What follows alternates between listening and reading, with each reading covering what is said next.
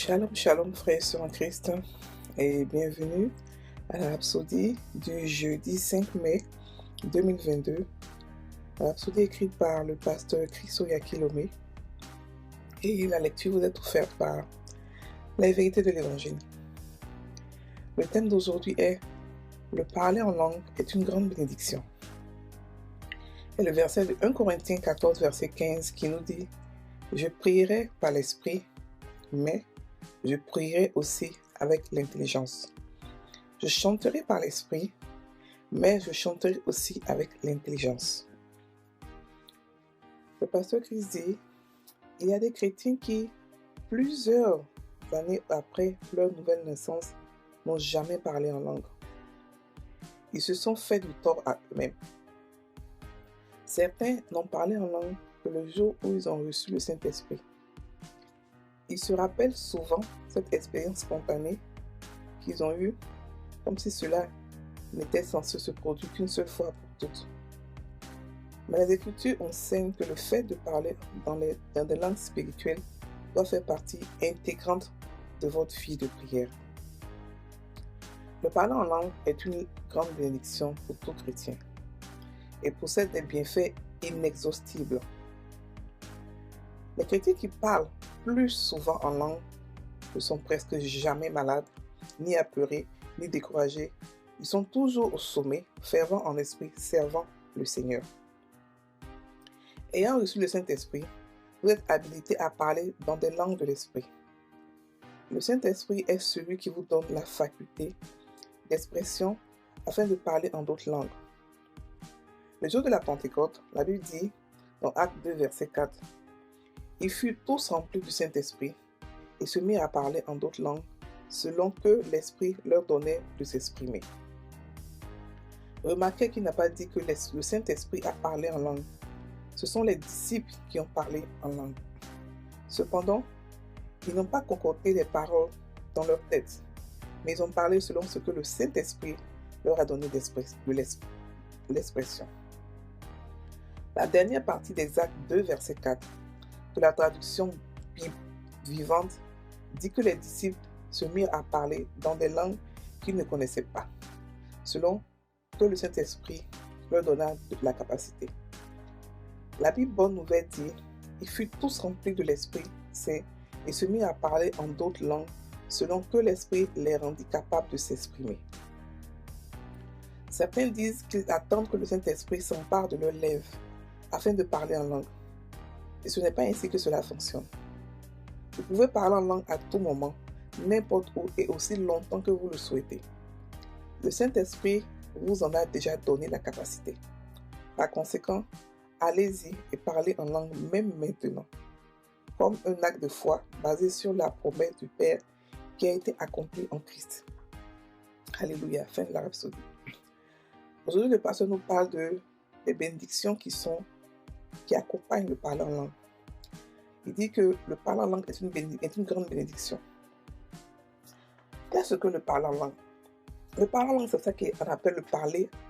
C'est communiquer avec Dieu en esprit. C'est une des manières de pouvoir réellement, facilement rentrer en esprit et commencer à parler avec Dieu, commencer à s'exprimer.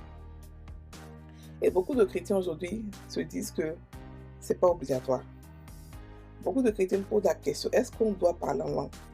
Beaucoup de chrétiens se disent que c'est quelque chose qui vient sur toi comme ça, c'est-à-dire que tu ne peux pas contrôler ça. Et puis, ça vient, ça part. Tout ce que Dieu donne, tous les dons que Dieu donne, nous sont soumis. Nous pouvons les provoquer quand nous voulons, où nous voulons, n'importe quel moment. Il n'y a pas un don qui nous a été donné que Dieu lui-même active quand il veut activer, non. Quand nous le pouvons, nous pouvons activer nos propres dons. Alléluia. Parce que la Bible dit que les esprits des prophètes sont soumis aux prophètes. Ça veut dire que les dons que nous avons, nous pouvons les provoquer quand nous voulons. Mais ici, ce n'est pas de ça qu'il parle. Ici, il parle de la puissance du parler en langue.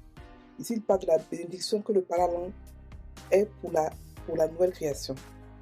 Écoutez, les prophètes d'avant n'ont pas parlé en langue. Si vous faites une comparaison entre la nouvelle création et les gens de l'Ancien Testament, nous sommes extrêmement graciés, extrêmement bénis. Le parler en langue est pour nous une manière, c'est-à-dire que c'est un code entre nous et Dieu, que nous seuls nous comprenons. Souvent, nous ne comprenons, la plupart d'entre nous ne comprenons pas, mais nous savons pourquoi nous prions. Nous ne comprenons pas peut-être les mots exacts, mais nous savons pourquoi nous prions. Et c'est un code secret entre nous et Dieu. Et chacun a son parler en langue, chacun a son code secret. C'est-à-dire que Dieu veut tellement une intimité avec nous qu'il a créé le parler en langue. Et Jésus a dit, voici les signes qui accompagneront ceux qui auront cru. En mon nom, ils chasseront les démons, ils parleront de nouvelles langues. Et ça, c'est un cadeau, c'est un privilège, rien que du Nouveau Testament. Et nous pouvons provoquer le parler en langue quand nous voulons, où nous voulons. Nous pouvons commencer à parler en langue. La langue nous appartient. Et la langue là doit grandir, elle ne peut pas rester un seul mot tout le temps. Elle grandit. Selon le type de prière, elle peut changer. Et le parler en langue, il explique que le parler en langue aussi permet de ne pas tomber malade. Le parler en langue permet d'être continuellement connecté avec Dieu. Le parler en langue permet aussi de pouvoir connaître la volonté de Dieu et d'être dans le dessein de Dieu au moment où il veut. C'est-à-dire qu'il te place là où tu dois être au bon moment. Il y a beaucoup de qualités et de choses que le parler en langue apporte. Mais lisons d'abord ce que l'ouverture, le verset d'ouverture nous dit quoi. Et je priais par l'esprit, mais je priais aussi avec l'intelligence. Je chanterai par l'esprit, mais je chanterai aussi avec l'intelligence.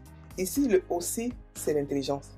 Il a mis ce qui est primordial ici, c'est le parler en langue, c'est prier en esprit.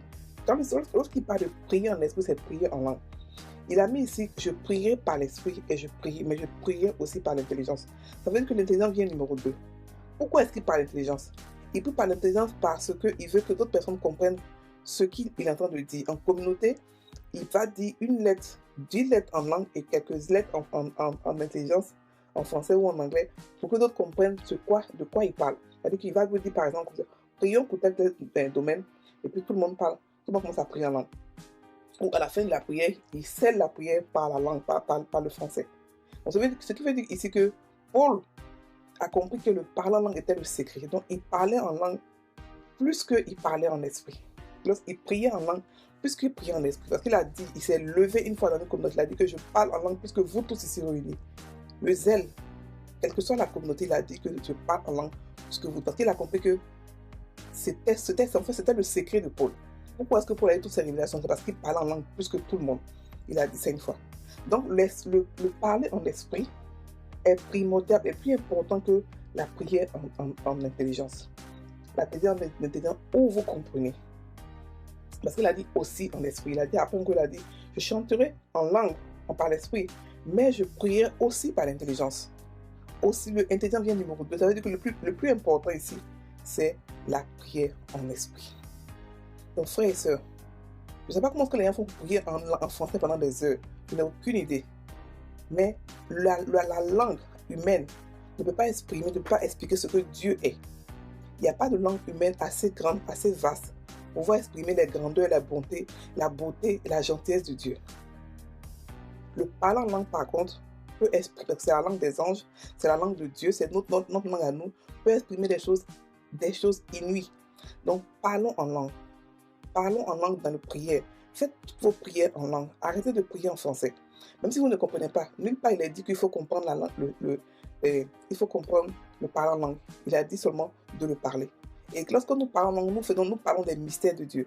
Nous donnons des anges, nous donnons des ordres aux anges. Et quelqu'un qui parle en langue n'a pas peur, ne se fâche pas. Et il est pratiquement jamais malade. Il est pratiquement jamais malade. Il peut avoir des attaques parce que souvent il sort de l'amour, mais quelque chose. Mais un être chrétien qui parle souvent en langue, la maladie ne peut pas vraiment, parce qu'il garde sa vie avec le parler en langue. Non seulement ça fait la vie de ses enfants, la vie de tous ceux qui sont autour de lui. Donc frères et sœurs en Christ, je vous exhorte à parler en langue tout le temps. Donc tout ce que vous faites, à parler en langue tout le temps. Votre amour comme ça grandit. Votre révélation de la parole de Dieu, la révélation de Dieu grandit en langue. Alléluia. On va prendre la prière. Cher Père, quelle bénédiction de me bâtir comme un édifice lorsque je prie en langue. Même à l'instant, je suis chargé à flot comme une batterie. Formidable et capable de résister à tout et de gagner toujours. j'expérimente le succès divin, la domination et la victoire. Au nom de Jésus. Amen. Frères et sœurs, passez une très bonne journée. Soyez bénis.